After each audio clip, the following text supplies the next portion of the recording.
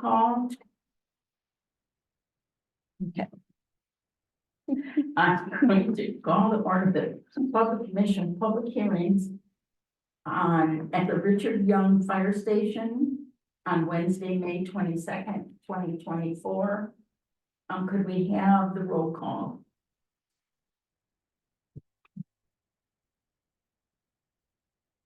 Trustee Flotecker, Here. Commissioner Alhaffen, Here. Commissioner Eberly, Here. Commissioner Howard, Here. Commissioner McDonald, Here. Planner Sumwalt, Here. Attorney Macy, Here.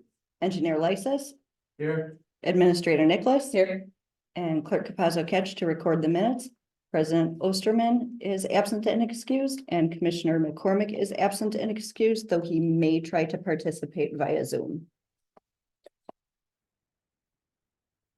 Okay, notice is hereby given that public hearings will be held by the Lisbon Plan Commission on Wednesday, May 22nd, 2024, starting at 6:30 p.m. at the Richard Young Memorial Fire Station, N54 W26455 Lisbon Road, to solicit public comments on the following items. Our first public hearing is number 1. The request by Lisa McNeil, Monumental Movements, for a conditional use permit to allow a massage and physical therapy limited family business in an accessory structure in the R1 suburban single-family zoning district on the property located at N68 W26510 Wilderness Way, LSBT 0222.016. This was originally adjourned from the 27th of March, but the application has been withdrawn and this public hearing will be closed.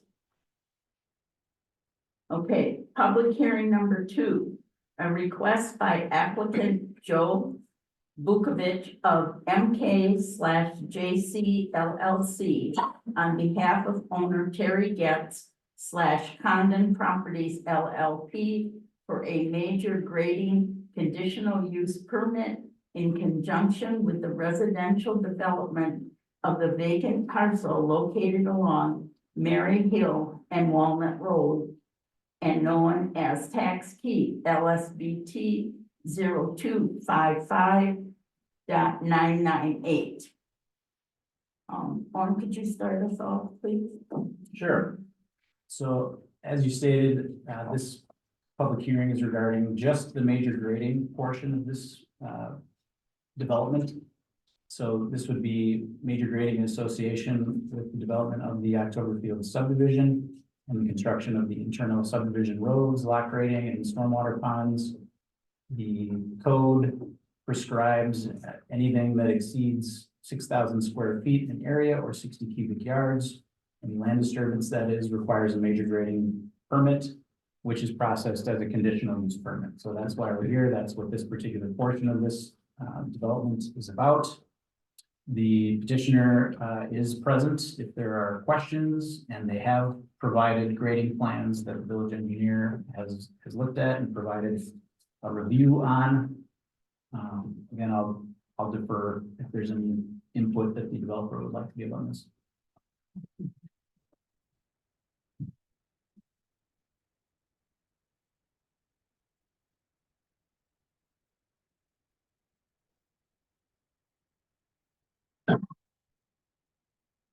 Good evening, I'm Joe Vukovich with Point Real Estate. Just a few quick words about the grading conditional use. The work that's planned is all really commonly associated with subdivision development. The grading is really for installing the roads, the ditches, the blending back from the roads into the lots, and then providing drainage to the ponds and grading the ponds. So it's really pretty common for this type of subdivision development. So please look at it, and if you have any questions for, during, or after the public hearing, please let me know. Thank you. Okay, is there anyone here who wishes to speak on this particular item? Is there anybody on Zoom? If anyone on Zoom has public hearing comments, please use the raise hand function. No hands raised on Zoom. Oh, that's fine. Would you please state your name and address for us? Lisa Zenars, W 260 and 5833 Maryville Road. That I just am looking for a timeline as to when all of this is gonna be happening. It's directly across from my house, and just trying to get an idea as to when it's gonna be happening so we can prepare ourselves. Okay.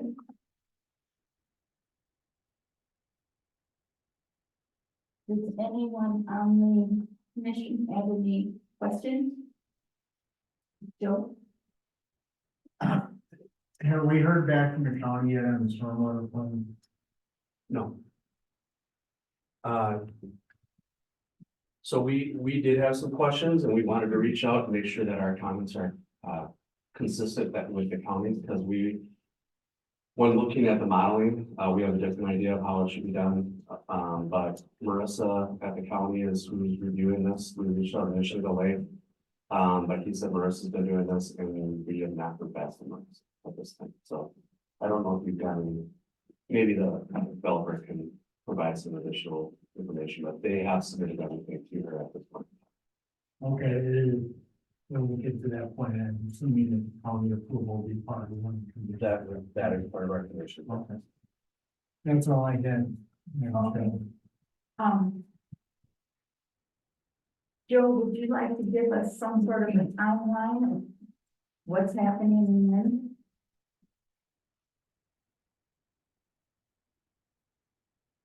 If you have something. Sure, the timeline, provided everything goes relatively smoothly, we look to start moving dirt, in July, middle of July, to start the grading operations.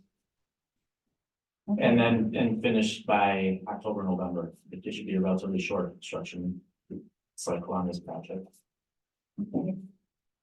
All right, thank you. Okay, is there anyone else here who would like to speak on this matter? All right, then this public hearing number 2 is closed at 6:38. Yep. Okay, now we'll move on to public hearing number 3, which is a request by Andy Tether and Myron Logan for a conditional use permit to allow a limited family business for a woodworking shop and an attached garage in the R2 single family zoning district on the property located at West 278 North 4857 Jesse Court, LSBT 0267.032. On, you want to start? Yes.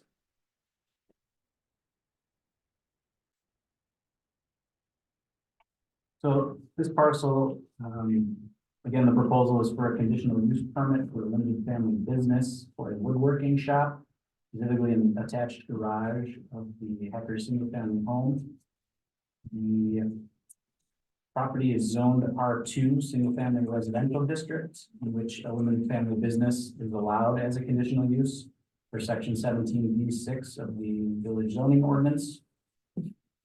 One of the specific conditional use considerations for a limited family business or service-oriented business is that the plan commission shall determine whether or not a business is considered a limited family or service-oriented business. And there's a definition of a service-oriented business / limited family business, which is defined as a small home occupation type business operated by a family or family member where personal business services are performed or assistance is given, parentheses, as opposed to products, and parentheses, involving predominantly professional operations. And I want to note that woodworker is a limited family business as it's listed as an example of a limited family business / service oriented business in section 4H16A of the zoning ordinance. So again, as part of this, the planning commission needs to determine that this is indeed a limited family business.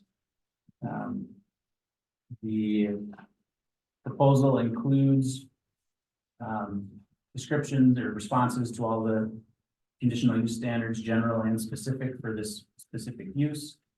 One of the things that's asked for in the instance of this type of use is the specific equipment involved, and the petitioners have provided a detailed list of the type of woodworking equipment that they already have and use as part of their private woodworking shop currently.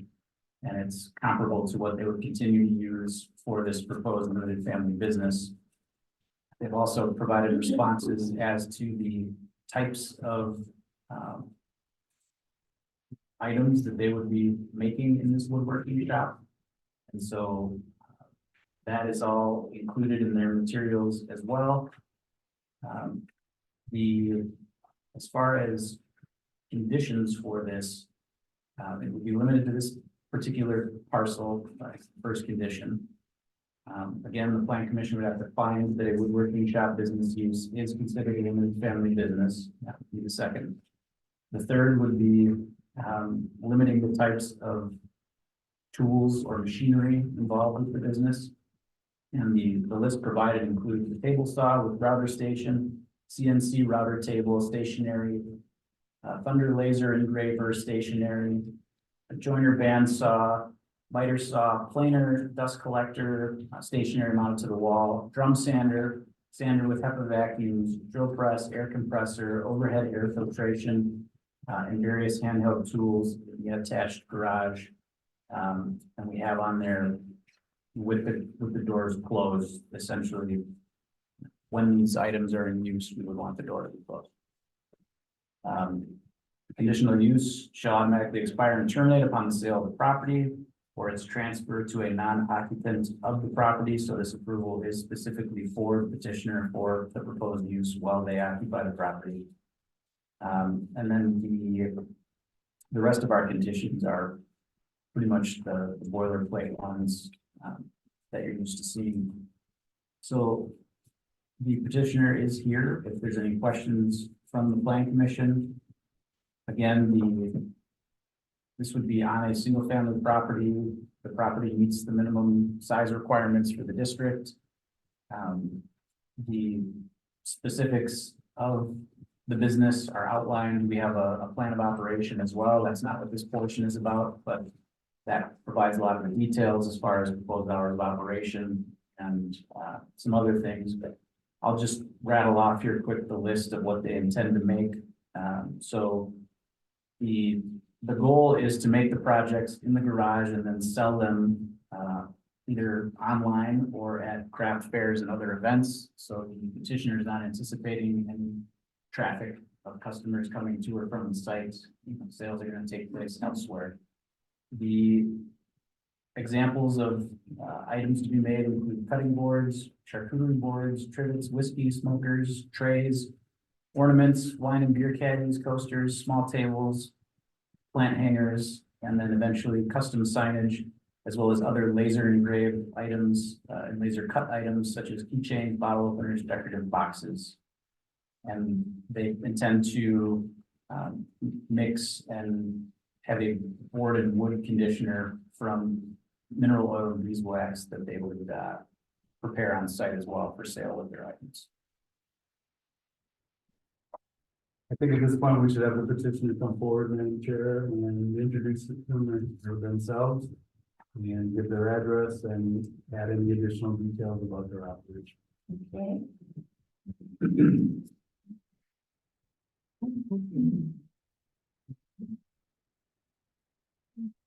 Good evening. I'm Andy Hecker. I'm the mother. And then I'm Mylan Logan. We both live at this residence at W278N4857 Jesse Court. And, we have a current woodworking shop and we just want to be able to turn it into a business so we can be legit and do more beyond what we can do just for ourselves. Okay, and you don't plan to have customers coming Yes. in, you're going to be Not- going to craft fairs and online sales, Yes. is that Yes. correct? Yes.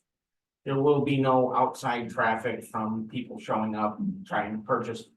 You know, anything at 2 a.m, 3 in the afternoon, et cetera, so. Okay, and you have been, you have had this woodworking shop for a while now in the garage, correct? Yeah, we've had it for just over a year.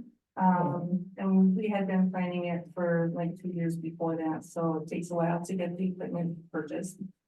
And, one thing to consider is we've been a resident here for 18 years. So it's not something we're taking lightly. But it's something we're both passionate to be able to fulfill. Okay, and have you had any problem with noise complaints and, anything in that nature? No, we've gotten some feedback from a neighbor who is closest to our garage.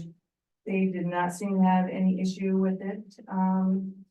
And basically, as a company, we would have a different set of standards than we would for a personal wood shop. So, and we wanted to address those issues, as part of the plan, so that we know to be legitimate that, we were not gonna cause any issues for any of our neighbors. Do you have anything else you want to add at this time? You might need to come back up and That's fine. answer some questions or something. I think we're good. Okay, Thank you. all righty. Is there anyone here who would like to speak on this matter? If you would come up and give your name and your address, please. Hello, my name is Diane Alberti. My address is W278 North 4863 Jesse Court, Pewaukee, Wisconsin. I do have issues with it and we are right next door. And when they say there's no noise, there's a lot of noise and very loud. However, I didn't say anything to them because I thought they're just doing a little project and it'll pass. People do that. So that being said, what? Number two, the neighbor on the other side, I believe has a business or whatever, they're not going to complain because they got whatever they're going on their side. Not that they do it annoying it. Thirdly, I made 3 copies, but I'll kind of split out. The rules of our subdivision, and I've been there for 46 years, are underlined and they are still true. And the first one you can see will be the fact that there's nobody that can use so the Lindale Farm says that, the real estate, okay, wait a minute, sorry, right, on feature. Okay, none of the property shall be at any time used for commercial or business purposes. And the only exception to that is there's a little farmhouse, you guys might be aware of it, that lot number 119 at the time, and they had the little store down there. So that's the exception to this rule. I will pass these out. Then I have also, in this, I was told by our president of the town, our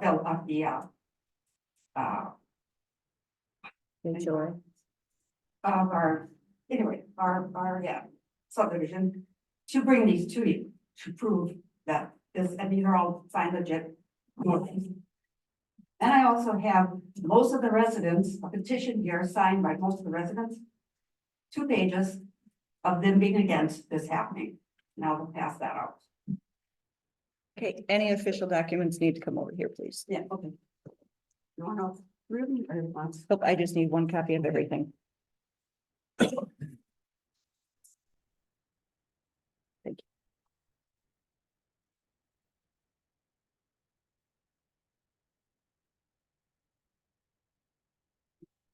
Is there anyone else who wishes to speak?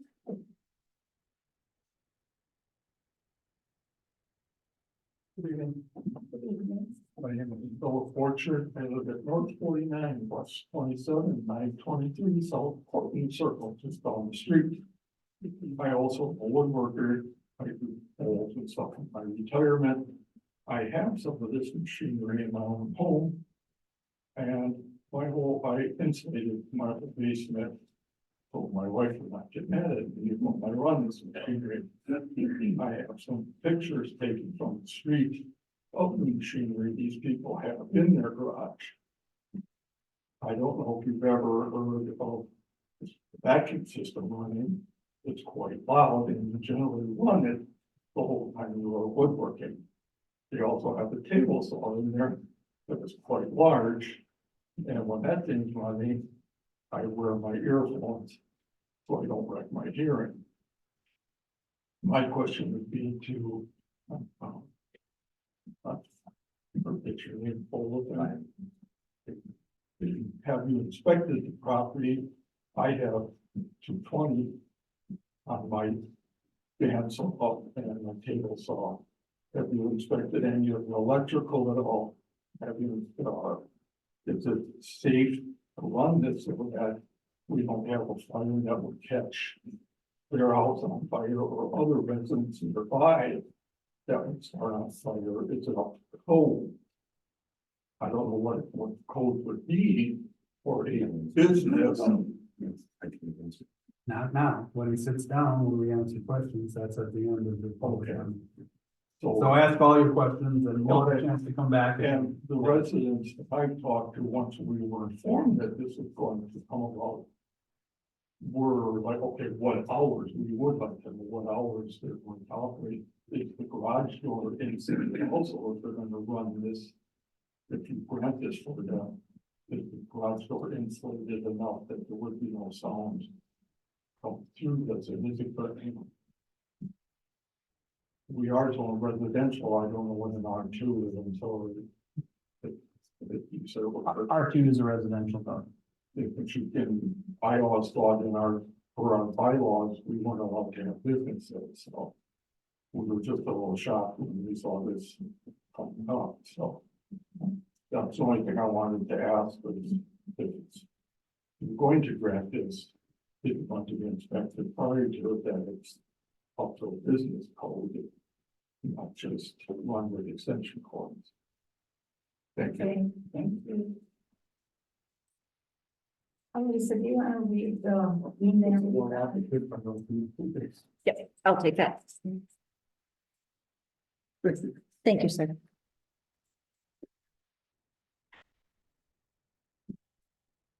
We did receive one written comment by email that I will read into the record. A resident by the name of Stephen Lead. Address N49 W27870 South Cortland Circle. Objection to conditional use permit for W278 N4857 Jesse Court / LSBT 0267.032.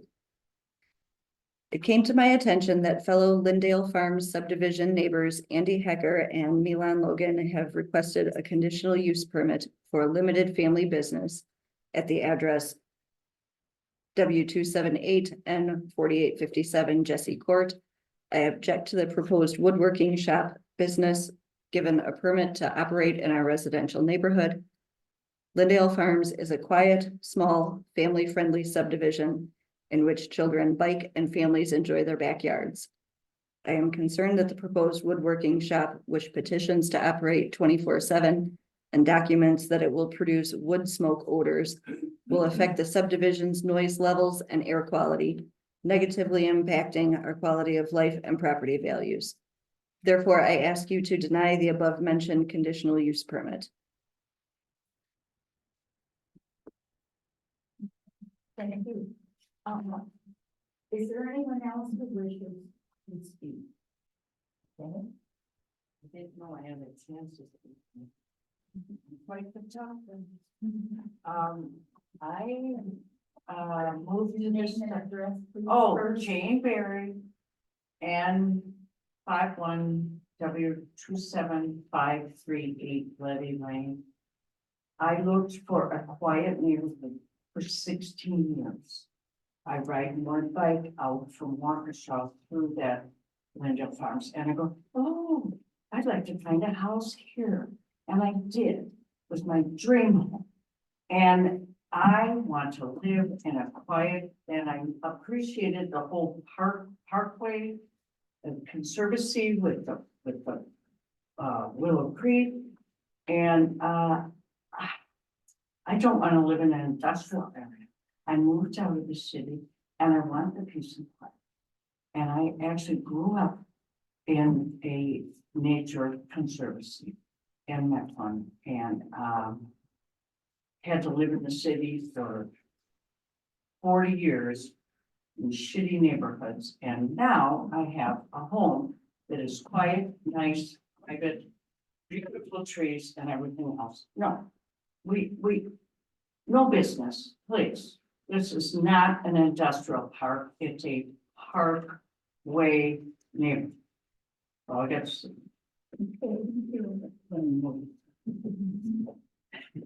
Is there anyone else who would like to speak?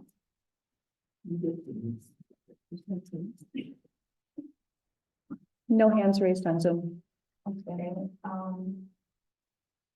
Okay, is there anyone on the plan commission who has any comments or any questions? Is the document that you handed you the recorded declaration for the subdivision that states no business?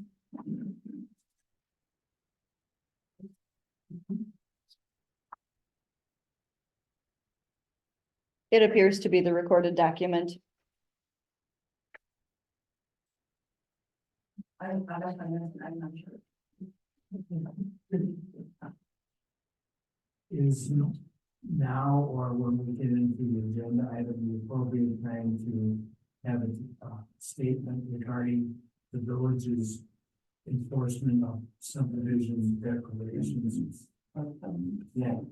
Yes, that needs to be put on the record, whether it's now or, Well, you can do it now. We do it as part of the public hearing so that the public can comment on it. So it can be made now or I can make it, but we really should get all the questions. And then let the petitioners respond to the questions and comments. And then staff will answer the questions that they can. So, procedurally, we're at the answer if there are no comments at the moment, we need questions answered or the comments responded to. Do the petitioners wish to respond and, oh, I'm sorry, somebody else wishes to speak up. Do the petitioners wish to answer any of the questions or respond to any of the comments? Yes. Please step up.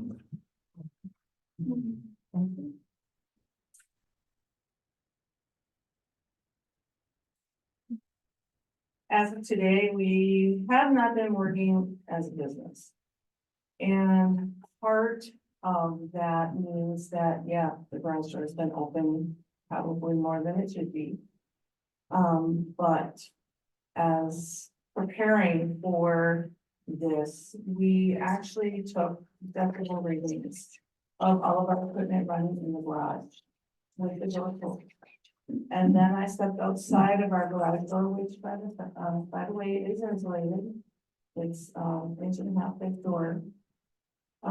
We have also added, insulation in the ceiling. Now, not all the walls are done, but we recorded, using the decibel meter between 20 and 25% decibel change just outside the garage door. So was being ranges between 40 and 60 is listed, which 60 is normal intersection. And the further away you get, the less the impact is on anybody. So that should address any concerns about the noise. We are continuing to address other issues with that. It's adding additional insulation and trying to be responsible business and homeowner as well. And we are concerned about, the well-being of our neighbors. That's why we did these tests to see if there was additional insulating or something else that we needed to consider so that the decibels were less of an impact on them. Okay, and I noticed on the, on your, some paper you filled out, you were asking for 24/7. That's access, not operation. Okay, but you don't plan to be using your, saws at like. No, 1:00 in the no. morning, We still hold 10 day, o'clock? we still hold day jobs. So we get home usually around 5 o'clock. We might spend 2, 3 hours in the garage in the evening. And then there's Saturdays and Sundays we'll spend time in the garage. We're not running at, midnight, 2 in the morning. We're not running all day long. We're usually running very short time frames during the week. And then the weekend, we're in the garage as well. If we don't have other plans. Okay. So this is not a full-time operation. This is a part-time. This is a hobby business. This is not going to be our main jobs. Right. So Brian, there was a question for you. I have not done any inspections for new business. I don't think permits have been pulled. Okay, I can say that the table saw is run on 220, it runs from the outlet to port to it, so less than 20 feet. Just because of where it's positioned, there's not much we can do. We're not running wires through the floor to have it there.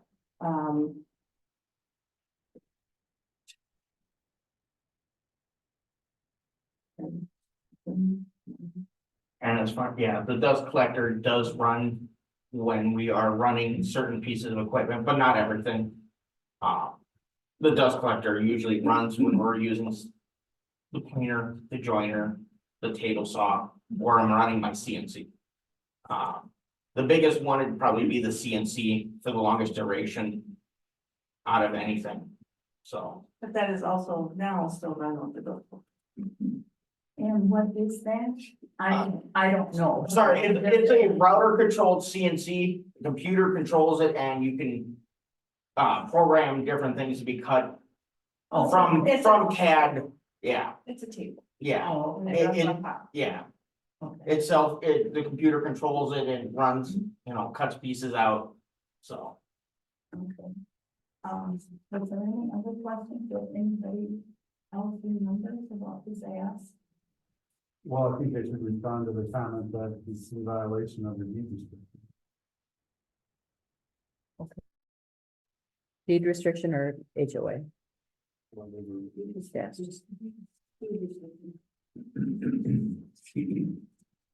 That is not something we look at, I mean, do you have a comment or a response to that? you know. And then did you say, or did somebody else say that you hadn't looked up? I just said that. Okay, I'm sorry, I You didn't look looked up at, to see, yes, sorry, sorry. I apologize. So you did not look into that. No, One of the decisions the board will have to make is whether they want to adjourn this to give them an opportunity to look into that. Because it may be moved. As one of the commissioners indicated, we don't actually enforce private deed restrictions or those, that's up to the individual property owners in the subdivision.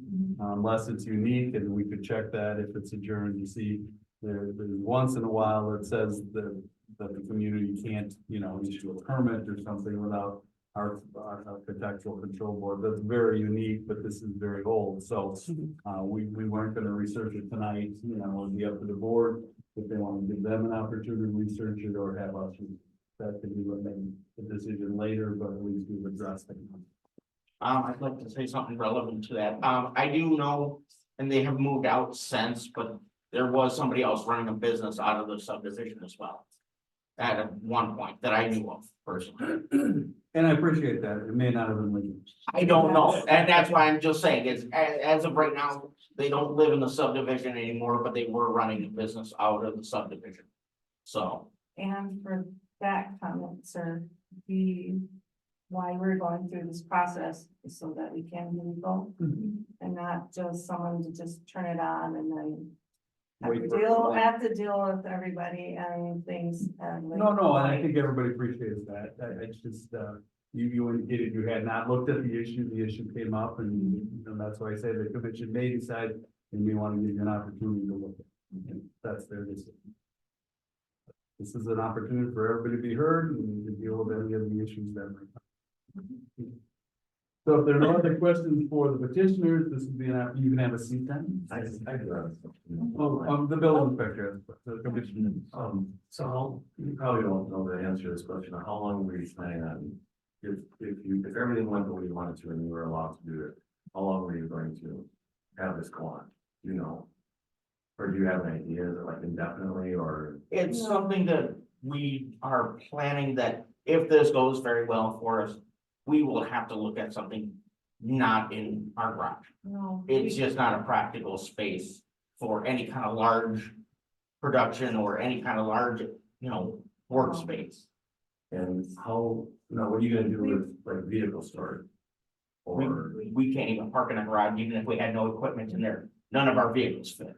okay, So, but it is an attached garage. It yes, is. And in the R2 zoning, it states in our ordinance that every residence must have a 400, at minimum of a 440 square foot attached garage. Right. So now if you're gonna use this as a workshop, I don't know if I would consider that a garage, although you could argue the point that it might be temporary equipment.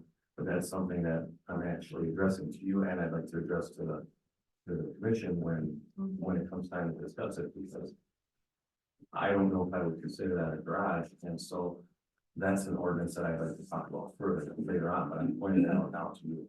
Okay, so I want to back up one step. We were thinking a minimum of 2 to 3 years to get ourselves really established.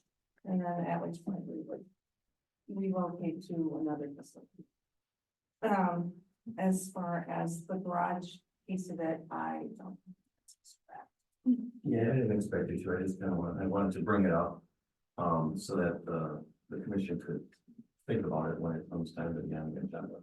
And talk about it further, because, in my opinion, it is a bit of a gray area, because is it a garage or is it not a garage? And like I said, you could argue the point that your items are, temporary. And that's why I wanted to see how long they're gonna do it, because temporary by definition is 6 months.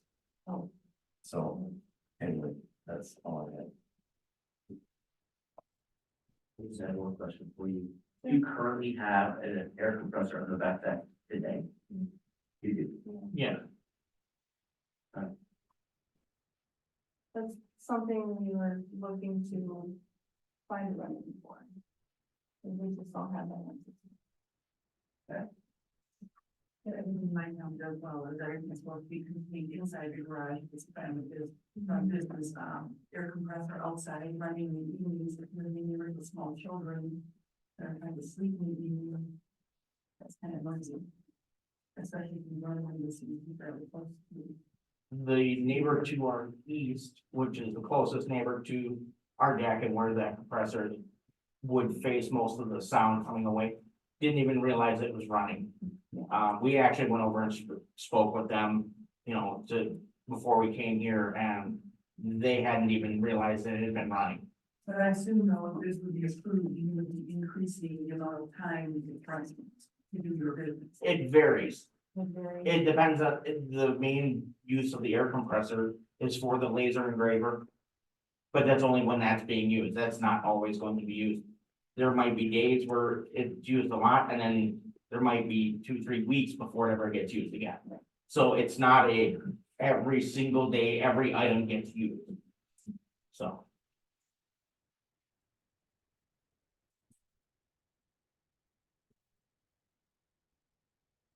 Can I ask a question?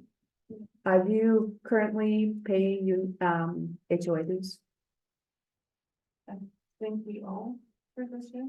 But I mean, they do charge the HOA. We don't have an HOA. Well, It is.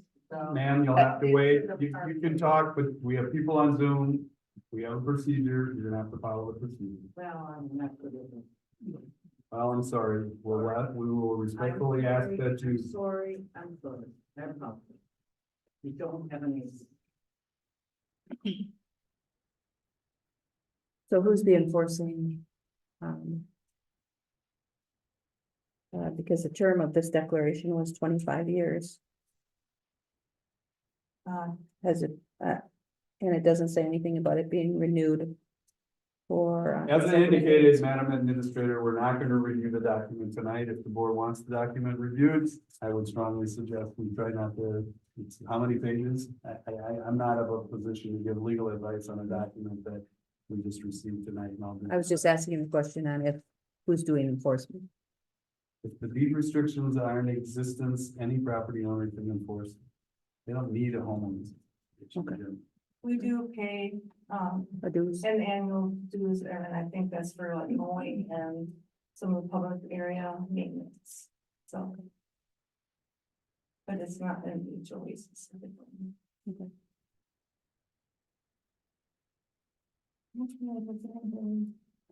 What is the board's opinion on? Wait, they can sit down now. We have to hear from the public if there are no further questions.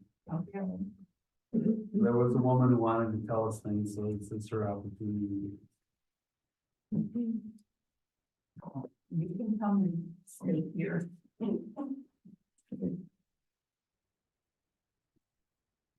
My comment was, Can you just state your name for the people participating on Zoom? Philip Orchard, Thank you. they just stated that they have full-time jobs, they do it at night and on weekends. Really, for 2 years, 3 years, we're gonna have this on our weekends. Most of us would like to enjoy our weekends outside, on our porches or on our decks, have people over. And this is when they want to do their jobs. But on the weekend. Don't have a basement. My stuff's in the basement. Why do they have to have it in the garage? For 2 to 3 years, and if you grant this permit, it's forever. 2 or 3 years, it could go on forever.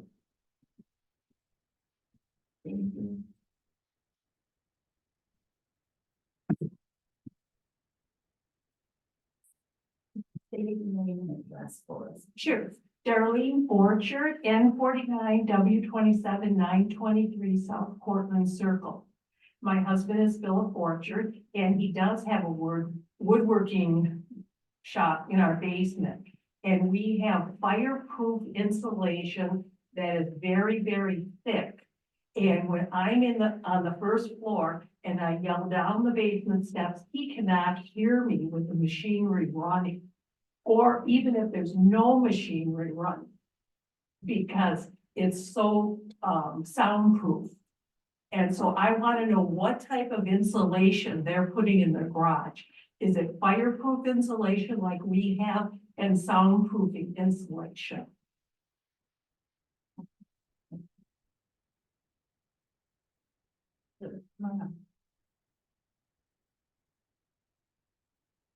First, I'd like to get back to the noise. Right after I State your name. the notices. State your Diane name. Purdy. Yeah, Jesse Can- Clark. All right, the past week, it's probably maybe why the other neighbors said I didn't hear it, because they haven't been doing anything. Since this letter went out, no work has been done, the garage door's been closed. If they've been known, I know, because I'm up sometimes, or I'll take the garbage out, but as late as 11 o'clock, I'm working out there and making a lot of noise. Now, granted, I thought it was a project, so I didn't say anything, because I thought a lot of people do that, or, you know, they're going to try to build something or something, but I did not by any means think that was something that they planned on making a business. Clearly, as far as the rules on this deed, if you look on page 8, when you guys are there, no, 6, I think it is. It talks about the terms of this at 25 years, and then continues every 10 years thereafter, unless 60 people voted against it and have new rules, and then they'd have to go from there and make it something. Well, nobody's ever done that, so the rules still stand. Also, as far as the people, well, I shouldn't. Thank you. Elise, is anyone on Zoom who would just speak and say? If there's anyone on Zoom who would like to comment, could you please use the raise hand function?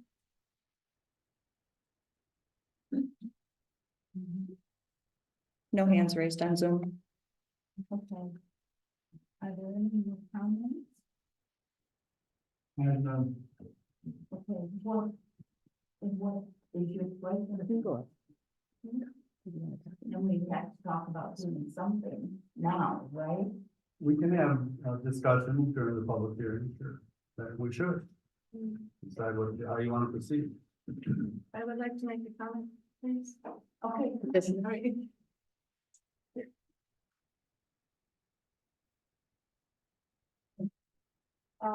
I wanted to address two issues. First issue is that our garage is insulated with rock wool. And it is a fireproof, sound deadening type of insulation. It's not a pink, not brown, even though it's brown. So it is not made from fiberglass. As far as the noise that took place on that one evening, that was my mistake. I was working through a laser project and probably what she heard was our air compressor. But it was probably only one time, but it's all the time. But like I said, as a business, that's not something that we will do. Thank you. Thank you. I have to say one more thing. This was not Diane Alberti. This was not, Give your name, address. yeah, I did, Diane Alberti and Jesse Court. This was not a one-time thing where I heard the noise. It's been many times. I've tried to be outside. I'll go inside. I can hear it from the upstairs bedroom. I don't know what equipment they're using. I couldn't tell you. I just know that this has been going on off and on for almost a year. The only time it has stopped was for the last week or so, nothing. So, and it is very loud and it is more constant, and that most of the time they have garage door. They've got a lot of vehicles, none of which would be going into the garage and never have, but I don't care. It's not my problem, but I think that the fact that you have to use a garage and if you took everything out of there, yeah, a car would fit in there because the neighbors that built it used to put 2 cars in there. Okay, thank you.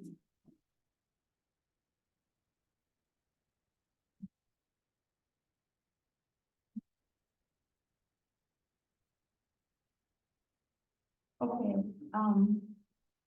I guess maybe the first thing we should discuss is if this is covered under our ordinances to be if woodworking is covered.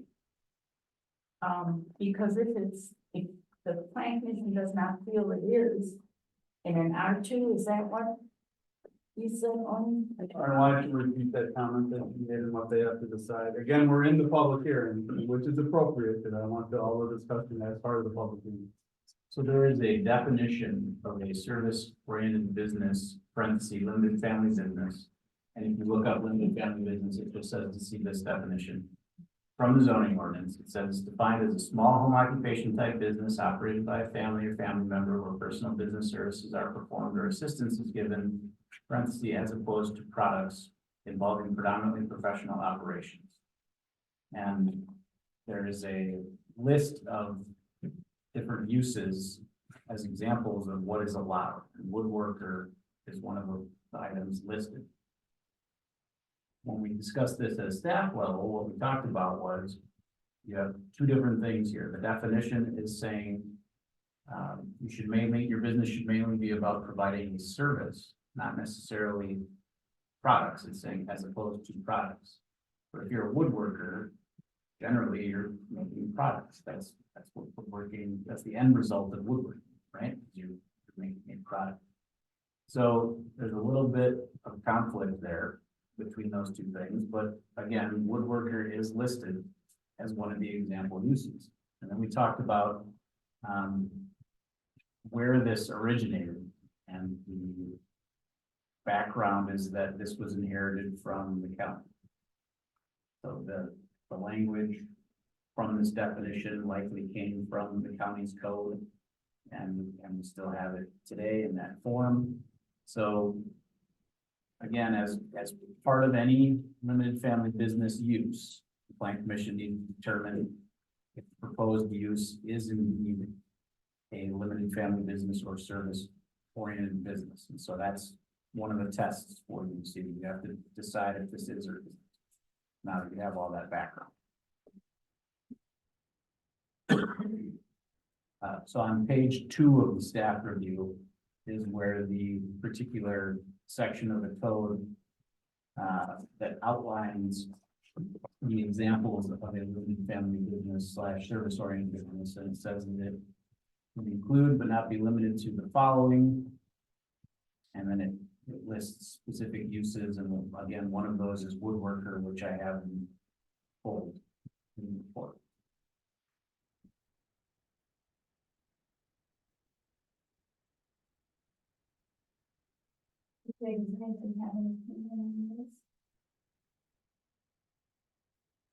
You talking about? Yes.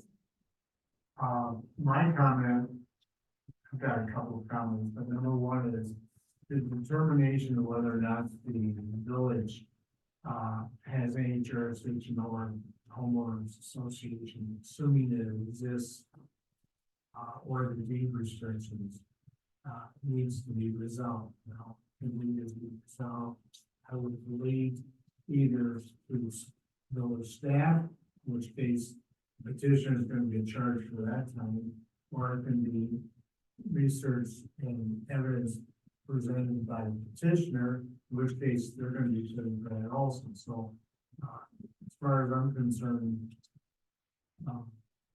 my opinion is I think it should be researched by the village staff so that we can make a determination whether or not that particular aspect of this petition needs to be addressed. This would require that we adjourn this public hearing to some date certain, so we can get that report back in time for us to review it, to act on this petition. And the second comment I had was I'm concerned about the hours of operation. This is turning in based upon the presentation by the petitioners. This could be well into after normal business hours working, and we should be aware of that when we make a decision on this. That's all I have at this time. Do you have a position as to whether this is a limited family business or not? I believe the chair has accurately indicated that we really don't need to go any further if the majority of the commission feels it's not. Correct me if I'm stating it properly. No, that's fair. She's trying to go to that issue before we go to any others, because if you determine it's not, you know, so read the definition again, please. So again, the section 4H16A of the zoning ordinance that says that the plan commission shall determine whether or not a business is considered a limited family business / service oriented business. And according to section 2B of the zoning ordinance, a service oriented business, parentheses, limited family business, and parentheses, is defined as a small home occupation type business operated by a family or family member where personal business services are performed or assistance is given, parentheses, as opposed to products, and parentheses, involving predominantly professional operations. And then again, so an example of a limited family business, another portion of that code is woodwork. I think there's a here because the specific exclusion of product production as an exception is different than adding woodwork. I don't know, the two are they're not the same. When you do woodworking, you produce product. And if it specifically says you can't do product, it's service oriented businesses, then there's a conflict between those two items. And I don't know how that gets resolved. In my opinion, this proposal is the production of products that are very submission, that's what it is. So the question is, how do we deal with conflict between specifically calling woodworking limited family business, which includes product production. I agree. I think the family business is, it's a service and woodworking. Woodworking providing the service in manufacturing. I agree. So does the plan commission feel that this proposed business use is woodworking? As proposed? They're going to be producing products which would not fall under the definition of the service limitation of the business in a residential. Housing. Except woodworking, except for that. Except woodworking is allowed. You're, I think you gotta look at it, and Mr. Everly started to touch on it, Commissioner Everly. There potentially is woodworking that doesn't create a product. You repair, if you, refinish antiques, you're not creating a product. And if you're, I'm not even sure you're creating a product if, and I could be wrong, but I just wanted to make you start to think about all woodworking doesn't necessarily create a product.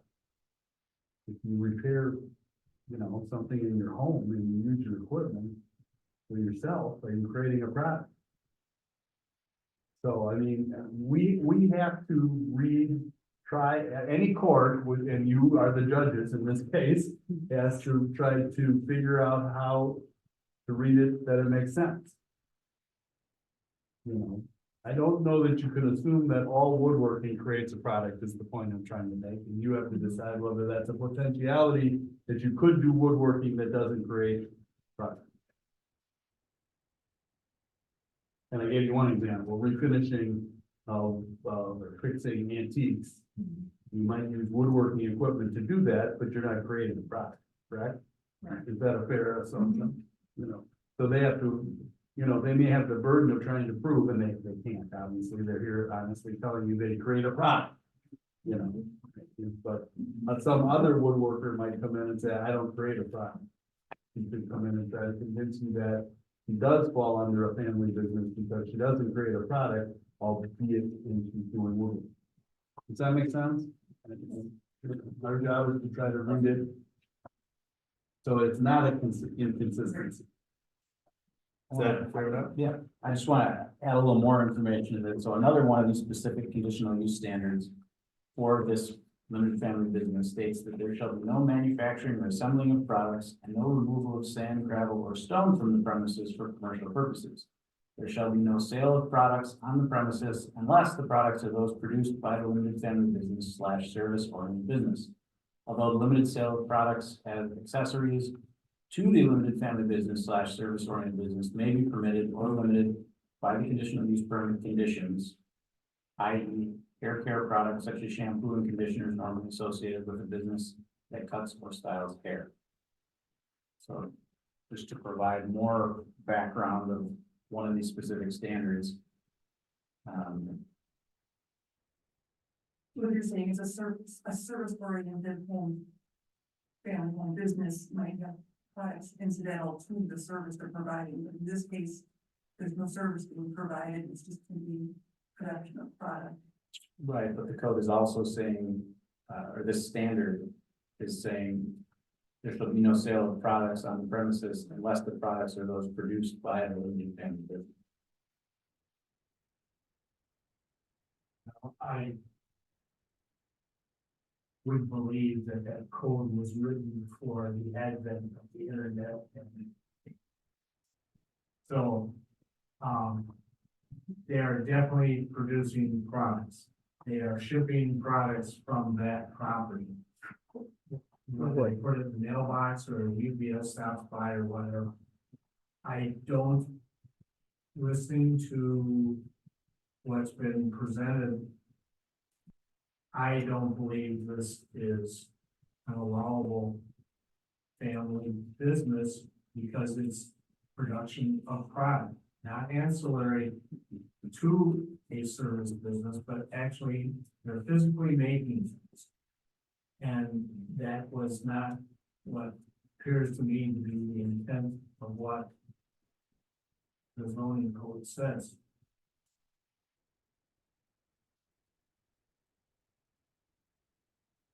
I'm just gonna add something to that, if this helps, if you look at, R1 and R2 zoning in the actual chapter 11. Under conditional uses, there's nothing in there that has anything to do with making a product or manufacturing. It has, bed and breakfast, cemeteries and mausoleums, churches and synagogues, commercial truck parking, in-law suites, and that list goes on, so it has nothing that says you can manufacture anything. Antique shops, gift shops, arts and crafts studios. You're selling the product, you're not making it. Animal hospitals, veterinary. Arts and crafts. So on and so forth, so that's, if that helps anybody. Arts and crafts would be making stuff. To arts and crafts studio, so I interpreted that to be an arts Somebody and crafts could- place that could be just retail sale, but it could be manufacturing. Mhm.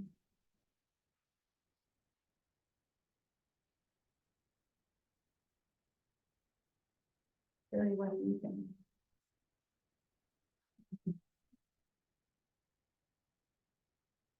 Based on the definitions of that word woodworker, this does not.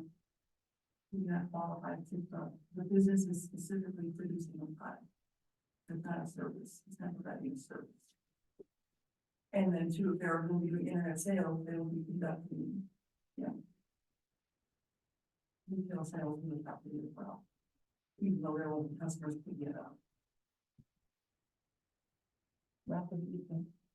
Yeah, I think that, definitely producing with loud noises and product, right? And it's not definition. I do have a woodworker that, I know that works for us, that does work for me, provides a service to me for woodworking, but works out of his house, it's his office. So it could be that as well, so, yeah, I just don't see it. Okay, so you don't feel that, this qualifies. Yeah. A business, for the type of business that, are to. Okay, we won't make a decision right now because we'll go with them. So if the majority wanted, you have feel that it's not Oh, family oriented business, you can close the public hearing and so move. If you're going to have us do research and come back with it, reviewing the deed restrictions as the administrator suggested, or, do further research on the history of this or whatever you have a month to do, then you would adjourn.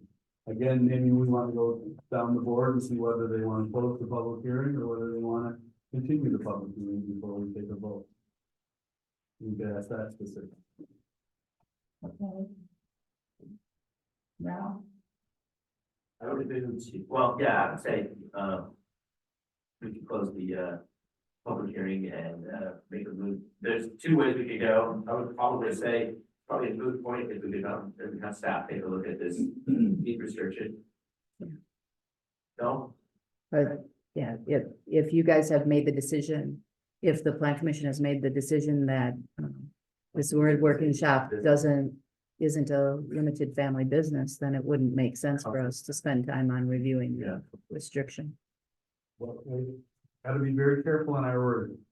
It's not a determination that woodworking shops aren't under certain circumstances potentially a I said limited this. family business. I said specifically As this. the gentleman, as the commissioner indicated, somebody might have a woodworking shop and they just run their office there. Mhm. They don't do the woodworking there, the plumber doesn't do the plumbing in the house. I said, for this woodworking shop does not fit into the, So you're of a mind to close it and vote on whether it's a woodworking shop or whether it's a limited family limited business. family business or service oriented. right as we, Next. oh, I concur with that as well, close the public hearing, make a determination on whether this particular business falls under the definition of family oriented service business. I agree. okay. All right, I agree also. So, Before we close the public hearing, we give everybody an opportunity, one last opportunity to be heard if they wish to say anything. okay, does anyone wish to speak? No. No hands raised on Zoom. No one? No, ma'am. I'm doing it. All right. Then we will close public hearing number 3 at Got 7:35, 7:36. 7:36. Okay. So now do we wait for it to be on the agenda? as Yes, it's correct. assigned? Okay, all right, okay. Was there a motion that you closed the public? I close the public hearing. Okay. There's a second? Second. You don't need a motion to close the public hearing. Motion. Public hearing. Okay. Been moved and seconded to close the public hearing. Yeah. Is there any further comments? Okay, all in favor, say aye. Aye. Aye. Opposed? Nay. Okay. The ayes have it. 5-0. Okay, so, the public hearings are adjourned. I closed. And we will now go into the regular plan commission meeting for citizens' comments. If anyone has a comment about anything that is on this agenda that hasn't already spoke about it. Okay. Any Okay. citizen comments, use the raise hand function on Zoom. No hands raised on Zoom. Okay, then we'll go on to number 3, which is approval of meeting minutes from April 24th, 2024. I'll make a motion for approval of the meeting minutes as presented. Motion is made by Joe, seconded by Rob. Thank you. All in favor, say aye. Aye. Opposed, say nay. Okay, and it carries 5-0. Okay, under unfinished business, this application has been withdrawn, so we do not need to do any unfinished business, and we'll go right on to new business. Okay, which is discussion and necessary action on the request by Christina Wilborn, Crown Castle, on behalf of T-Mobile for a site plan of operation amendment to allow a class 2 Co-location. whatever, on the existing communication tower at N52 W23070 Lisbon Road, LSBT 0281 .991.003. Okay, is there any discussion on this? Warren. Just by way of an introduction here, on May 8th, the village board determined that the wireless telecommunication facility modification and equipment compound basically, they determined that this was not a major modification. And that it could proceed subject to some conditions, one of which was that they get the site plan of operation approval from the village plan commission. So again, that was the May 8th village board that made that determination. The proposal again is for a modification to an existing support structure, which in this case is a 150-foot self-support tower, to install new equipment, including a microwave dish. And a couple other items, some cabling, so it's a pretty small project as far as co-locations go, so it's the equipment update essentially is the name of the project. The petitioner has provided a structural report stamped by a professional engineer that the tower can handle the proposed modification. And we've got some boilerplate conditions here, just that the amendment essentially to the site plan of operation be limited to uses as proposed. And the items outlined in their application that the subject to complying at all times with the plans as presented to the Plan Commission this evening. And then we have condition 3, which states that in the event that the tower is not used to host at least one antenna facility of at least one service provider for a period of 12 or more consecutive months, or continued other than in strict conformity with the conditions of the original approval, the village may terminate the site plan of operation approval following public hearing in order that they can remove the tower, but not the foundation and the equipment building and all affiliated equipment or improvements that are part of the telecommunication tower facility within 90 days after the date of such order. In the event the telecommunication tower facility is not removed from the property within 90-day period, the village shall have the right to remove the tower and equipment building and other components of the telecommunication tower facility at the expense of the petitioner. If such costs of removal have not been paid by the petitioner or the property owner to the village within 30 days after billing, the village may charge the costs of such removal to the property owner by placing the charge on the tax roll as a special assessment pursuant to section 66.0627 of the Wisconsin statutes. So essentially, if the tower goes unused and there's no more equipment on it, we don't want a stagnant tower, if you will, left. So it's an abandonment clause, if you will. Okay. So that those kind of outline the specific conditions that we have. I believe the petitioner has a agent who's attending the meeting via Zoom. If there's any questions specifically for them. Okay. Yes, the petitioner's on Zoom. Yes. Does anyone have any questions for, the petitioner? No. No. Okay, no one has any questions for the petitioner, so I believe we're looking for a motion. I'll make a motion for approval of the application that is presented with stipulations that are in the planner's report. Okay, if we have a motion made by Joe, do we have a second? Okay, second by Brian. All those in favor say aye. Aye. Opposed? Okay, motion carries 5-0. Okay.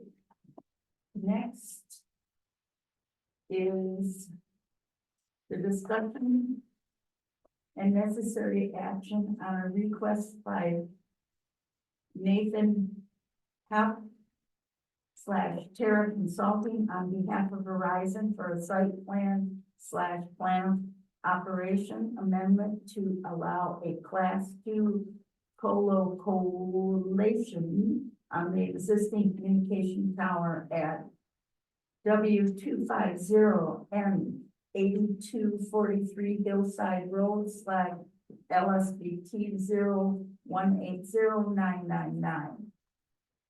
Orin, do you wanna explain this one? Yeah, again, this is a site plan of operation amendment for a class 2 co-location. Again, the village board determined that this was not a major alteration to this, so it is minor in nature and can proceed subject to site plan of operation from the village plan commission.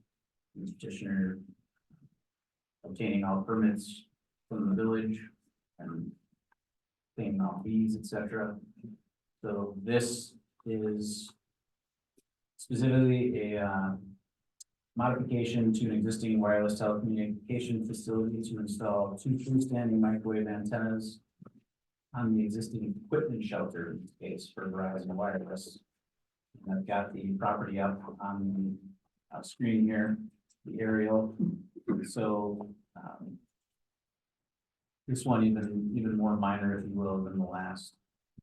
And similar conditions as I stated for the previous petition. Okay, and is the petitioner on Zoom also? Yes, the petitioner is present. Question? No, I just wanna make, have the record show that no structural analysis was done for this submittal, nor is required due to the nature of the improvements. They're putting two little antennas on the service building, this big. They're not doing anything on the top. I just wanna make sure the record shows that we didn't get an engineering report, nor is one required. I wanna make sure we keep consistent with these as we go along. Okay, That's the only comment I have. okay. Does someone want to make a motion on this then? Motion to approve the site plan center operation and request for wireless personal communications and business wireless to the property located at West 250 North 8242 Hillside Road, subject to the conditions laid out in the plan. Okay, we have a motion, do we have a second? Second by Rob, okay, motion made by Sherry, second by Rob. Any more discussion? Anyone? No? Okay, all in favor of the motion, say aye. Aye. Madam Chair, Yes, would the plan commission, consider moving, 5D to, address next before we address the, 5C? Fine with me. I have no problem with that. okay, Sherry, did your motion include the comments by the planner? Yes. Okay, okay, all right, so do we have to do that by motion? To Yeah, move move it? an item, no. Okay, Yeah, ask the commission if they have any objection. okay, does anyone have any objection to moving the section D right after B and before C? All right, then we will now do the discussion and necessary action on a request by Andy Hecker and Mylan Logan for the property located at W278 N4857 Jesse Court, LSBT 0267.032.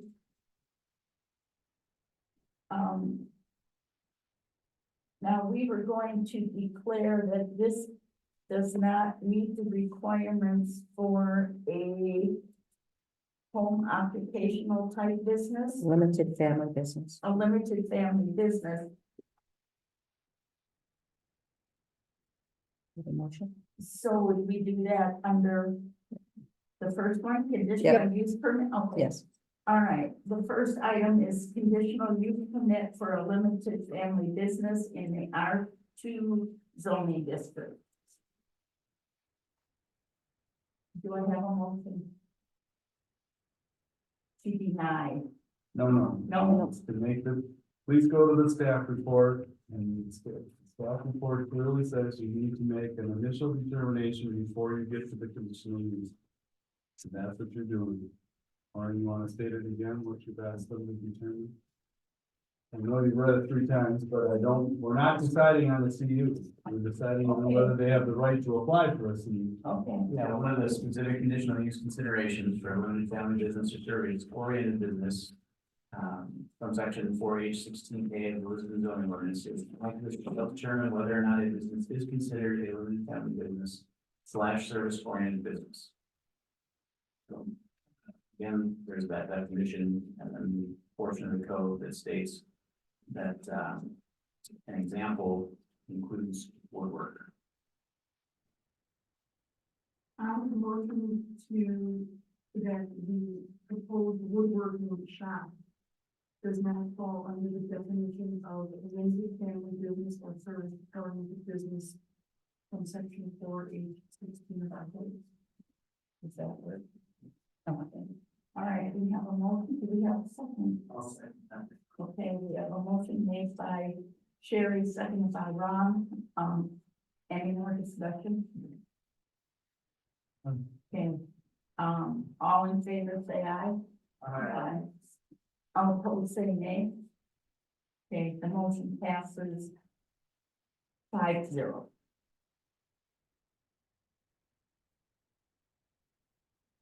Okay, then we do not have to.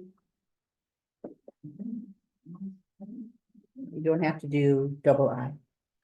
Because you would only do that if, I would have, passed. So we could go to C next. Okay.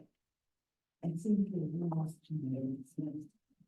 Okay, so that ends D, and we're going to move back to C, which is discussion and necessary action on the request by applicant Joe Vukovich of MK/JC LLC on behalf of owner Terry Getz /Common Properties LLP for the following related to a proposed subdivision on the vacant parcel located along Mary Hill and Walnut Roads and identified as LSBT 0255998.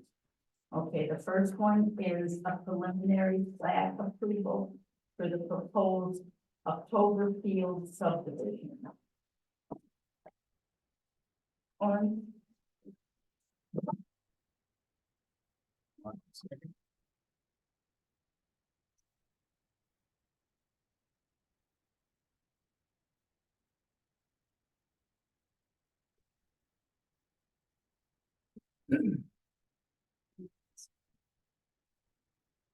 Okay, thanks for bearing with me while I got it going. All right, so We gotta take. the petitioner is requesting approval of a preliminary plat for a 40-lot subdivision with 4 outlots. This would be east of Mary Hill Road and south of Walnut Road. I've got the parcel up on the GIS from the county. The proposal includes Erie Drive and Fox Hollow Drive being extended from Partridge Hills subdivision to the east, and new public road connections at Mary Hill and Walnut Road.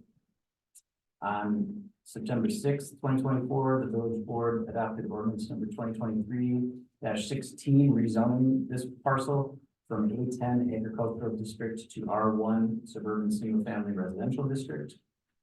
And the village previously reviewed a similar conceptual plan for the proposed subdivision on June 28th, 2023, just to kind of give you all some background of how we got to where we are today.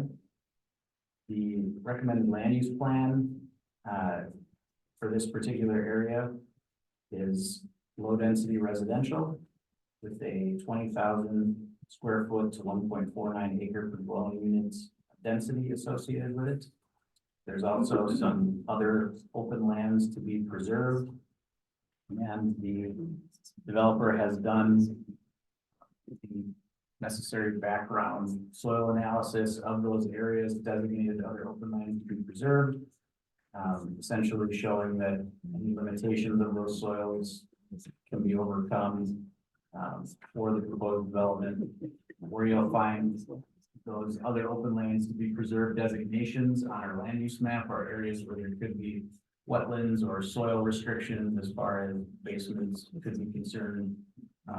Depth to groundwater sometimes becomes an issue where you'll see that. And so in this case, the developer is aware of those things. If the limitations can be overcome, then the background or adjacent land use prevails. And in this case, that would again be low density residential. So the overall proposed density of this development is 1.44 acres per dwelling unit, which meets the requested category density requirement. Again, the property is zoned R1 currently, and the lots shown on the plat are at least an acre and have minimum widths of at least 150 feet as required by the R1 zoning district. We do have a request for a waiver from our land division ordinance. So the north end of Autumn Way, which is the connection point to Walnut Road, was designed to locate the intersection opposite a wooded area to the north. And the resulting length of Autumn Court is approximately 600 feet from the intersection of Autumn Way to the north end of the cul-de-sac. The Village Land Division and Development Ordinance, Chapter 12, limits cul-de-sac length to 500 feet for Section 7.03A of the Land Division and Development Ordinance unless a waiver is granted. The petitioner has requested formally a waiver to the village's cul-de-sac length requirement as part of the preliminary plat application. I just want to note that a majority vote of the entire membership of the Plan Commission is required to recommend a waiver to the village board for Section 2.05 of the village's Land Division Development Ordinance. And when we get to it, we'll be requesting a separate motion for the waiver specifically. As far as environmentally sensitive areas on the property, Heartland Ecological Group did complete a wetland delineation by an assured delineator, Eric Parker. And his findings were that there were no identified wetlands within the study area, which encompassed the entire property. The soil boring locations and ground elevations are shown on the preliminary plats as those pertain to potential for private sanitary systems for these lots. Stormwater management, again, we spoke to that a little bit during, previously during the public hearing. That will be addressed with one large centralized wet pond on outlot 1 and biofiltration basins on outlots 2 and 3 and a wet pond and dry basin on outlot 4. And the stormwater management plan, again, has been submitted to the county. They have that, and Mitch has also seen that. The preliminary civil plans have been provided and include an overall grading plan and detailed grading plans by quadrant and erosion control plan and utility plan. As far as landscaping, the preliminary plat depicts a 25-foot wide landscape easement along the rear and north sides of lots 1, 3, 4, and 5 along Walnut Road, and along the rear west sides of lots 5, 6, 7, 33, and 34 along Mary Hill Road. The petitioner should provide a landscape plan for review and approval, which they intend to do in the future. We don't have any proposals for signage at this time. Details for any subdivision monument sign should be provided prior to any signing approval as part of the subdivision.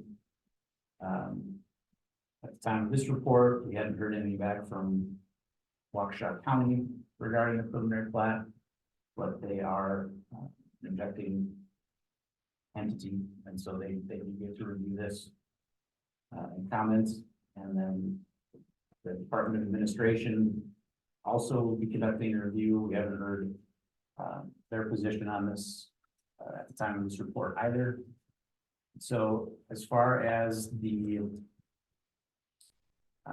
staff recommendation, we've got some conditions. Again, we're requesting a separate motion regarding the waiver, and then another one for the plat. The petitioner will have to satisfy all conditions and concerns of the Village of Lisbon staff and Planning Commission and board. Prior to commencing construction of any public, private, or site development improvements or recording of the final plat, whichever occurs first, the petitioner shall submit the following subject to review and approval from the village board: developer's agreement for improvements, a financial guarantee that all public, private, and site improvements will be completed in a timely manner after the final plat is reported, with approval as to the amount from the village engineer.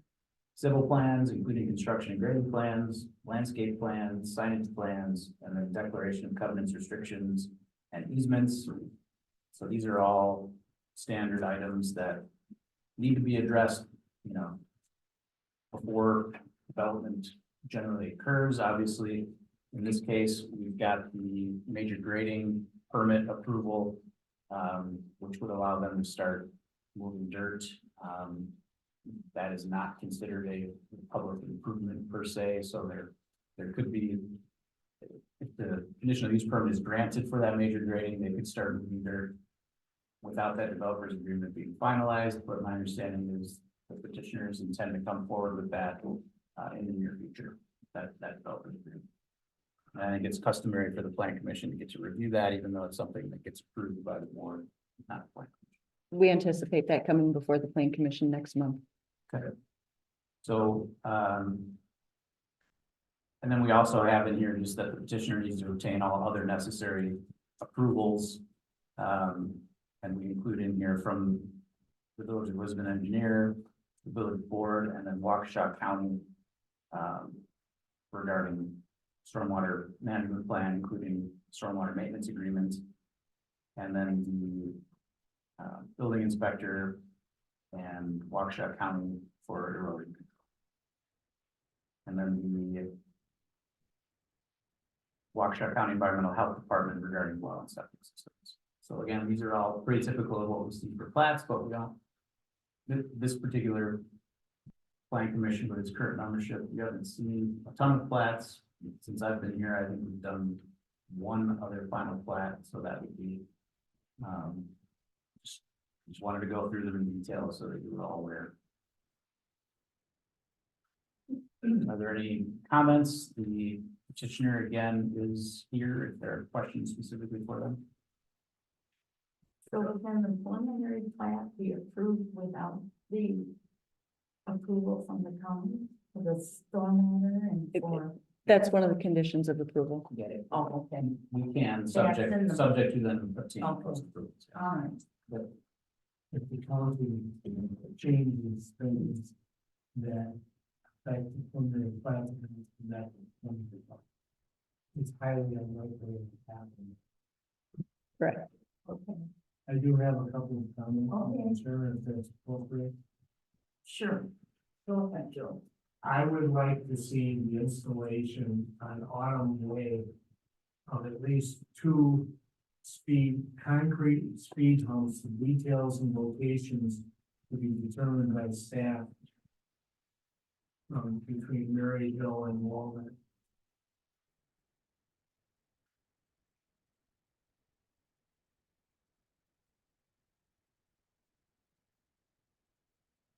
That's really more appropriate to the grading permit, but this one is very. Well, that's a very complicated issue, Elizabeth. I don't think it's under the jurisdiction of the planning commissions. You're talking about in the right of way? Yes. I think that's a village board situation. No, I don't think you can place it as a condition of a preliminary plat. You can ask the village board to look at that issue. That's a major policy decision of the village board as to whether they want those in the community. Do we have it in the community now? And it's a major, let me finish the thought, a major consideration because of snow plowing and other issues. It's not a simple, so I don't think, unless you can convince me otherwise, Mr. Everly, I don't think that's within the jurisdiction of the plan commission. You can add it as a recommendation to the village board, but I don't think you can require it as a condition of the preliminary plan. I don't believe, I'm not asking for it, it's not part of the plan, it's part of the site development plans, that's what I said. It's not part of the planning part, it has nothing to do with the plan. It has to do, in my opinion, with the approval of the major grading conditional use permit, because it's part of the grading. And I think it does have, the plan commission does have jurisdiction over that. If not, at least we'll recommend to the village board. I mean, we approved the grading plan, that's part of the grading plan, so why wouldn't it be in the jurisdiction of the plan commission? It's my response to your concern. It's construction of the road, it's not the grading plan.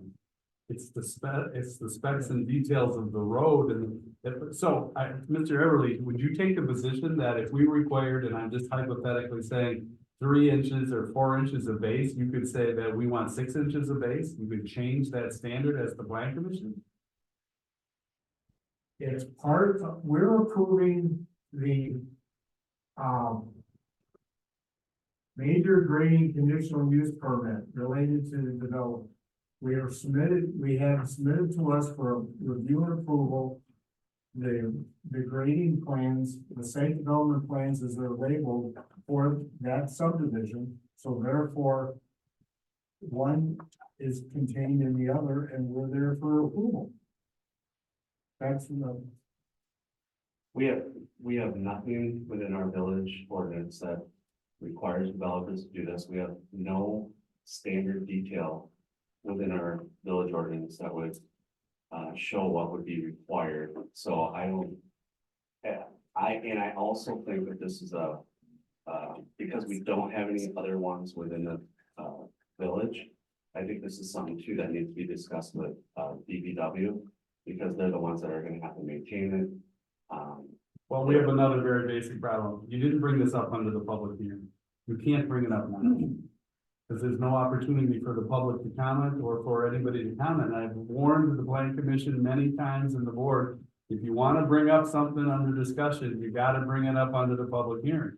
That's why we went through such great length on the Hecker matter to have all of the discussion. When you made the motion in the Hecker Logan matter, I didn't make you go through all the discussion again and all your reasons, because you already did it all as part of the public hearing and as part of the record. I don't know how you just bring up something now under the action item that wasn't discussed under the conditional use, in all due respect. So that's another reason that legally, I don't think you can do it at this point. If you brought it up under the public hearing, we could have at least gotten comments from the developer, we could have gotten comments from the engineer, we could have, maybe tabled the hearing, and gotten input from the DPW department. I'm gonna take the position, I don't think it's reasonable at this point to bring up that condition. Would this be something that could be brought up during the developers agreement? But that's the way the streets. That would be the disruption of the streets. I mean, I don't question the need for the village board to have a discussion regarding this. And if they, at the end of the day, it is a major policy change. But based on past activities in the last 6 months, up to about here about these things, I understand your statement, John, and I don't disagree with what you're saying. It's my fault. I should have brought it up during the public hearing. I thought it was, since it's more appropriate to me now as part of the conditional grading permit. If that's the case, it is what it is. If we go with that, I have no problem doing that, then I would make a motion to recommend that item to the village board. And I keep pointing on the law, it's not on the agenda. I understand. You can ask that that matter be placed on the agenda for next month. You certainly can ask that staff to place on the agenda for next month. And we can talk about this in another committee. Joe, Okay. And right now, we're doing the preliminary plan. Right. Then I have no questions now. You don't have any questions on No. that? Okay. Does anyone else have any questions or comments on the preliminary plan approval? Mitch? We did have a few markups that we have provided. And I don't know if you guys got it, I did just send it to you, during the meeting, so, just so you guys are aware. They're minor. They're out in the parking lot. Yeah. Okay, any more questions or comments about the preliminary plan? Otherwise, we need a motion on the approval of the preliminary plat for October Field subdivision. I'll make that motion. recommend. For the approval of the preliminary plat for October Fields is presented, incorporating the comments from the planner and the engineer and Waukesha County with regard to stormwater. Okay, Is that a recommendation to that board? okay. The motion is made by Joe, seconded by Brian. Any other discussion? All in favor, say aye. Aye. Opposed? Okay, passes 5-0.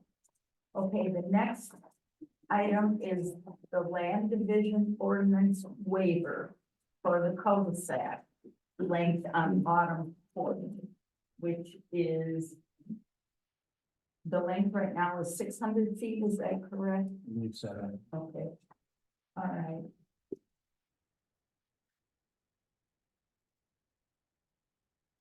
Does anyone have any comments or questions about this? The only comment I have, I've, like, sometime before I turn into work, we have a flat without that request. Because we need to do something in the updates in the zoning code, either to come to some consensus with the village board on changing of that dimension, or we stop allowing it.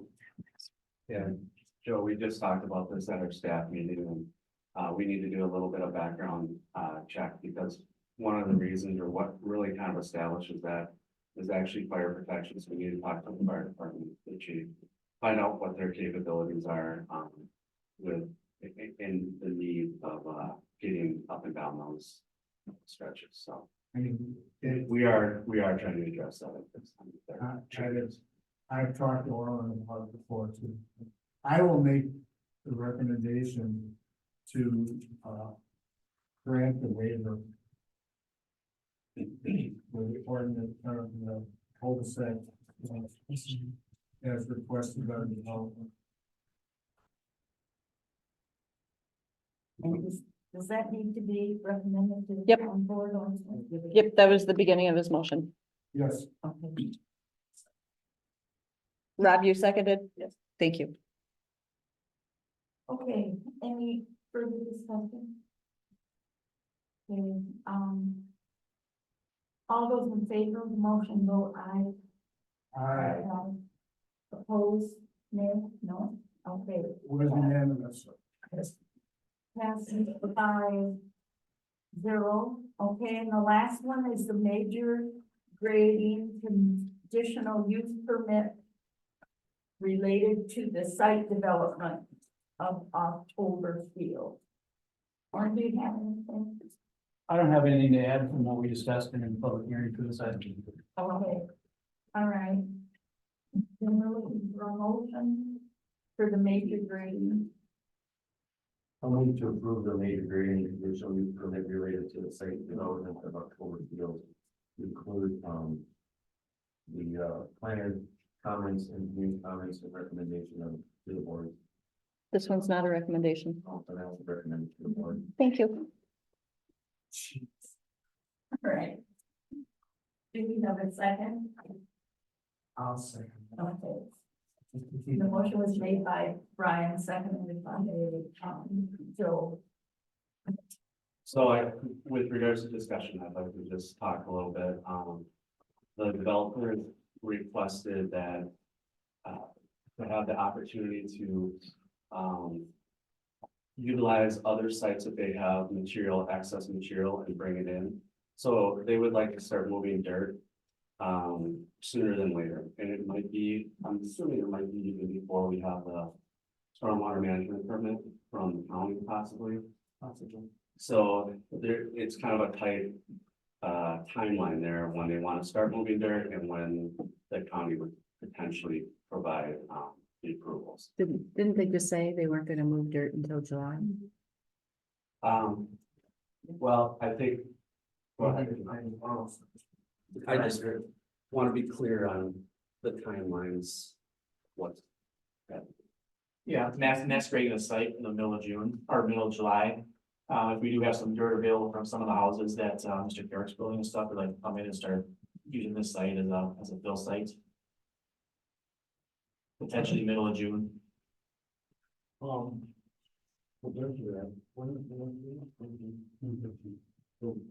Right after that, we would buy all the property. It would have to be if we were to. Define this fleet. It would be at your will. Without getting approval from the county. Understood. And at your cost, and if you gotta change things, then. You have to come back here, just like I said before, if the county stormwater plan for some.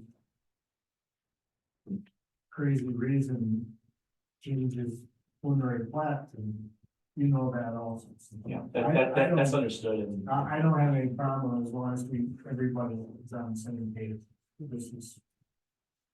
When the material is stockpiled, Started the mass grading of the rest of the site, or how would it? We have, a couple of bills right off the automobile connection of Mary Hill. But we concentrate on that location first. Okay. So it's not mass grading the whole site, it's just combining it to one location.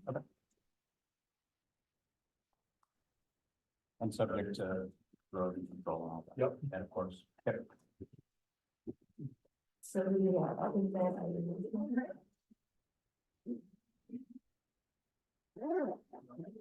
We have in the. Yeah, we have in the general conditions, subject to Yeah. any comments and conditions from the village engineer, so. I think the legal answer is they can't do major grading without a CUP permit, until the CUP permits, they can't do major grading. Somebody will have to make a determination of whether what they're doing is part of the major grading permit or not. I mean, I don't wanna split hairs, but that's the truth of the matter.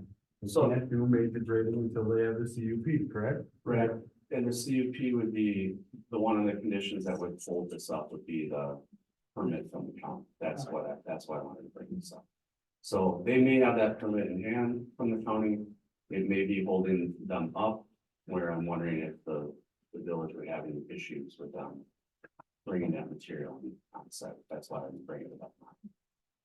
I guess my concern would be, we have a lot of public comments, and if that was a specific question asked, and they answered it. They would be saying, I'm looking to come why, Right. and now they're asking, start doing work before they even have their conditional use permit. That would be a problem in this case. That's true. And it wasn't brought up during the conditional use public hearing. So then the question would be is if they got their stormwater management permit from the county prior to the middle of June, they would be You'd be granted, legally they would, able to do Correct. the grading, but to do it before they're legally able to do grading based on a comment that was specifically asked in public hearing, I was having an issue with that. okay, I just want to make sure everybody's clear, so, okay. This is, there are some people who are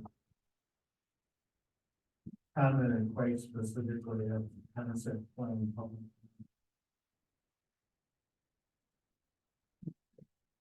So I think our legal position, as we stated, is that they can't begin the grading until they get the major grading CUP. Now, if they get the major, satisfy the conditions and they get the CUP and they start before the representations that they made, I guess they suffer the consequences of allegedly those people coming in and saying they lied to the board. I hate to use the word lied or misrepresented, you know, but if they have their permit, I guess they can operate, but well, you know, it's gonna suffer. If you wanna place a condition on it that they can't start until that date, consistent with the, I'm not suggesting you do. But if you do, you can place that additional condition on because that was part of the public hearing. Right? That was in the testimony. I just, you know, and the onus is on them if they start early and somebody doesn't like it. But the problem is, it comes back and when it's right here, and we heard quite a few distinct comments at the concept plan about this whole development, and I think that would be opening the plan commission up to a lot of abuse. It was If during somebody the was public not- hearing. If they started working, they had their approval. Right, Let's wait till we do this. because that's what, Before their approval or before the Before date they indicate. before the stated construction completion or start date. If you're of a mind, I'm sorry, you want to speak before we finish this, but. I wouldn't mind adding that as a matter of course, as prior to starting construction, we always notify the neighbors. And we have been in contact with a neighbor across the street with Mary Hill for with a couple of town hall meetings. And we'd be able to provide the notice to them prior to doing any of this work. I'm not concerned, Joe, with him or them. I'm more concerned people to the east. Because the majority of the people that were at that concept discussion here were from Partridge Hills. And I, quite frankly, am surprised there wasn't more representation from that subdivision. In these cases back and forth between Yeah. the developer and all the neighbors, including Yeah. Partridge Hills. I mean, I've got the greatest respect for you as a developer, and it's gonna happen, but. You know, like we've been.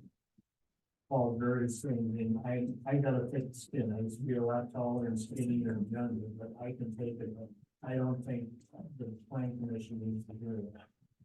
So. Thank you. Are you of a mind to place the condition on that they can't start that work until? That's your policy to sit. I made the I could place there. I won't put a stipulation on it because if you just develop it here, we still plan to start actual with big machines in there in July. No, So so right now, if you wanted to dump there, it's just dumping dirt. it's mainly stockbound, that's that's just just okay. I'm gonna try to Basically, we're not mass, we're not doing anything like that. First, we're probably not gonna do it till, either one, two things. And make sure I make sure all the stuff in there. Either I get permission from the homeowner or landowner, I could do it, and I don't have any idea if we grant that. Or I own it, which wouldn't be till after the full board meeting. So it'd be between July or June 15th, probably, and July 1st, not talking that much time difference anyway. If anybody. We're not gonna be doing that much stuff, but if somebody did, it's on me. Not on the board. I'm gonna keep them on this. There's no stipulation as far as when. Right, but they cannot, they can't start stockpiling until they get this. Right. Right, well, that's more, Yeah, that's good. I'm fine. They're not gonna do that. Okay, Okay. All right, we have a motion and a second. All those in favor of the motion, please signify by saying aye. Aye. All opposed? Okay, motion passes 5-0. Okay, thank you very much. Thank you all. you're welcome. Good work with your project. We Thank you. are going to planner reports.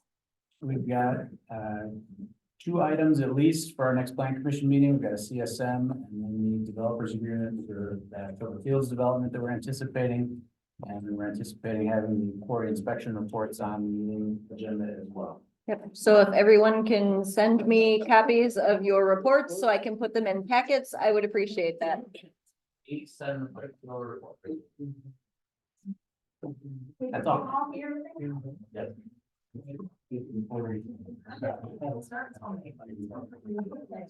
All right, next thing on the agenda is adjournment.